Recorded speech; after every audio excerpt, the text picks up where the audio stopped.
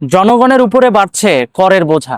দিন দিন ব্যাপারটা এমন হয়ে উঠছে যেন পকেটে টাকা নিয়ে হাঁটাও দুষ্কর হয়ে পড়ছে। কবে জানি সরকার পকেটে হাত দিয়ে টাকা বের করে নিয়ে বলে এটা কর বাবদ কেটে নিলাম। কেন ভাই? সরাসরি পাবলিকের কাছ থেকে টাকা নিতে হবে কেন? সরকারের জিডিপিতে ঘাটতি পূরণ করার জন্য কত উইংস আছে, সরাসরি পাবলিকের কাছ থেকে কেন টাকা নিতে হবে?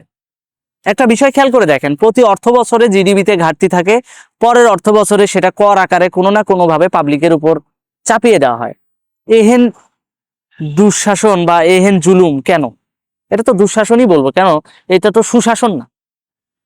সুশাসন না এই কারণে, কারণ সরকারের অনেক বাণিজ্যিক প্রতিষ্ঠান আছে, রেল আছে, বিমান আছে, তারপরে স্যাটেলাইট আছে, এরকম অনেক বাণিজ্যিক প্রতিষ্ঠান আছে, সেগুলো থেকে তারা আর্নিং নিয়ে আসতে পারে। সেগুলোকে লস খাত দেখিয়ে সরাসরি পাবলিকের পকেট থেকে টাকা নেওয়া, এটা কোন ধরনের কর বাণিজ্য আর এটা কোন ধরনের মানে সুশাসন হইতে পারে আমার জানা নাই। এই জন্য আমি এটাকে দুঃশাসন বলতেছি।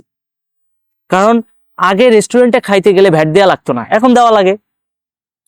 আগে কোনো কিছু কিনলে সাথে এমআরপি প্রাইস যদি থাকতো সেটাতে ভ্যাট আগে থেকেই দেওয়া থাকতো, নতুন করে ভ্যাট দেওয়া লাগতো না। এখন সুপার শপ থেকে জিনিস কিনবেন এমআরপি প্রাইস, মানে maximum retail price, MRP price, সেখানে তো ভ্যাট দেওয়াই থাকে।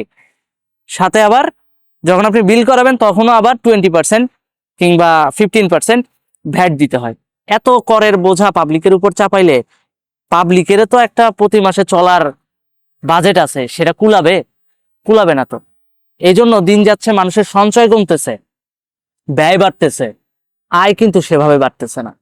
সুতরাং সরকারের উচিত যে সরকারের যে সমস্ত বাণিজ্যিক প্রতিষ্ঠানগুলো আছে সেগুলো যেগুলো বলে যে প্রতিনিয়ত লস, যেমন রেল খাতটাকে লস দেখায়, বিমান খাত লস দেখায়, এগুলোতে দক্ষ জনবল নিয়োগ দিয়ে এগুলোকে লাভের কাতারে নিয়ে এসে পাবলিকের উপর করের চাপটা একটু কমায় দিলে আমার মনে হয় এদেশের মানুষ শান্তিতে বসবাস করতে পারবে, অ্যাটলিস্ট করের বোঝা থেকে মুক্তি পাবে। ধন্যবাদ।